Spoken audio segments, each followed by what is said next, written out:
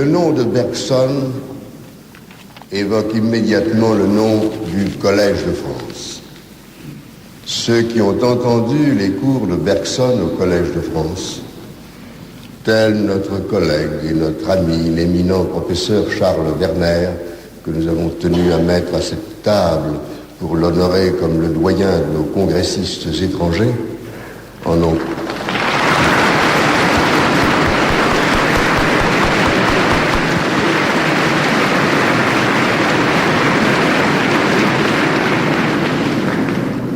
conservé le plus profond souvenir.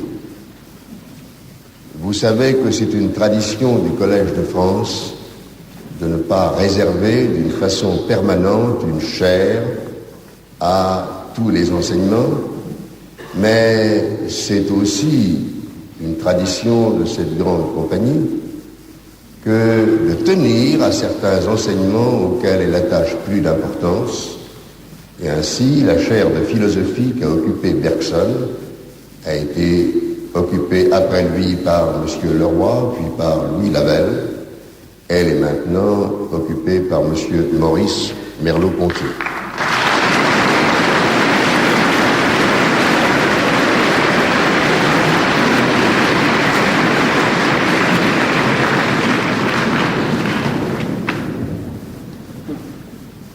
Ce philosophe profond, rigoureux, original, occupe avec éclat une chaire illustre. Il a bien voulu accepter de porter ici témoignage sur la pensée de Bergson et je lui passe aussitôt la parole.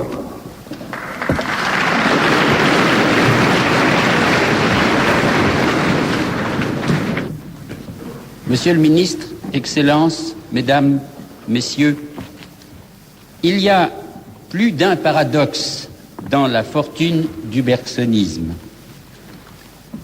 Ce philosophe de la liberté, disait Péguy en 1913, a eu contre lui le parti radical et l'université.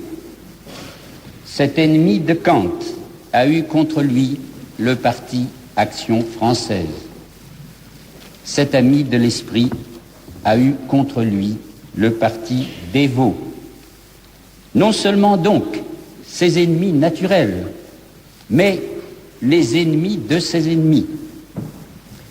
Dans ces années où il semble avoir une prédilection pour des irréguliers comme Péguy et comme Georges Sorel, on pourrait presque décrire Bergson comme un philosophe maudit si l'on oubliait qu'à la même date, il était suivi passionnément depuis 13 ans par son auditoire du Collège de France, depuis 12 ans membre d'une académie et bientôt de l'Académie.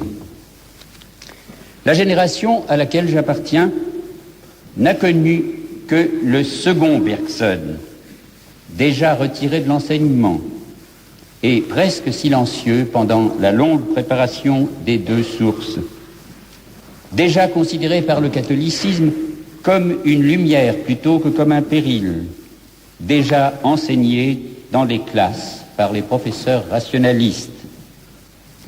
Parmi nos aînés qu'il avait formés, sans qu'il y ait jamais eu une école bergsonienne, son crédit était immense.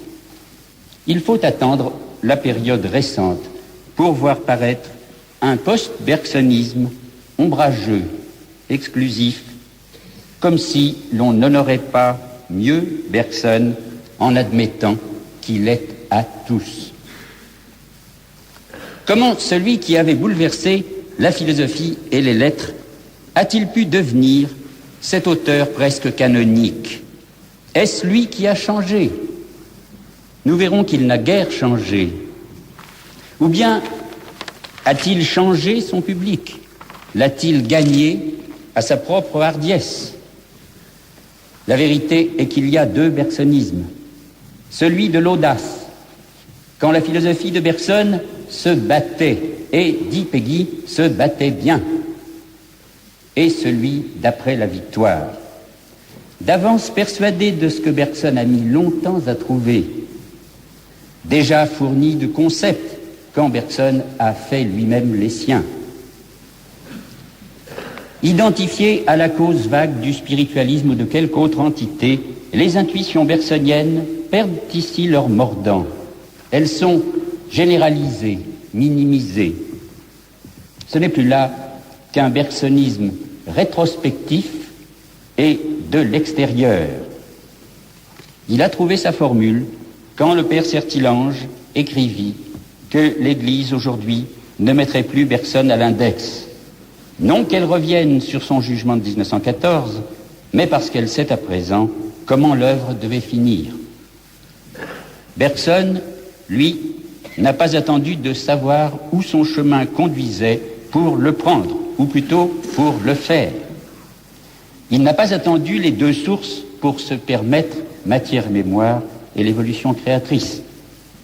Même si les deux sources corrigeaient les ouvrages condamnés, elles n'auraient pas leur sens sans eux. Elles ne seraient pas célèbres sans eux. C'est à prendre ou à laisser. On ne peut avoir la vérité sans les risques. Et le bergsonisme établit des formes Bergson. Bergson inquiétait, il rassure. Bergson, c'était un contact avec les choses.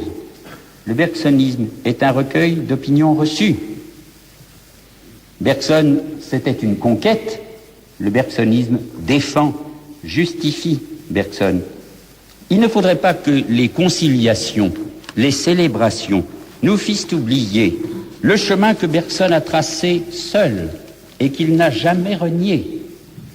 Cette manière directe, sobre, immédiate, insolite, de refaire la philosophie, de chercher le profond dans l'apparence et l'absolu sous nos yeux.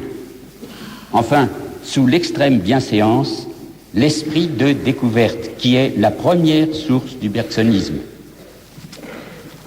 Comme il le disait à la fin de son cours de 1911 que recueillit la revue Les Études, la seule chose qu'il ait en fin de compte souhaité est d'avoir écrit des livres qui vivent. Or, ce témoignage-là, nous ne pouvons le rendre qu'en disant comment il est présent dans notre travail, dans quelle page de son œuvre, avec nos préférences et nos partialités, nous croyons, comme ces auditeurs de 1900, le sentir au contact de la chose.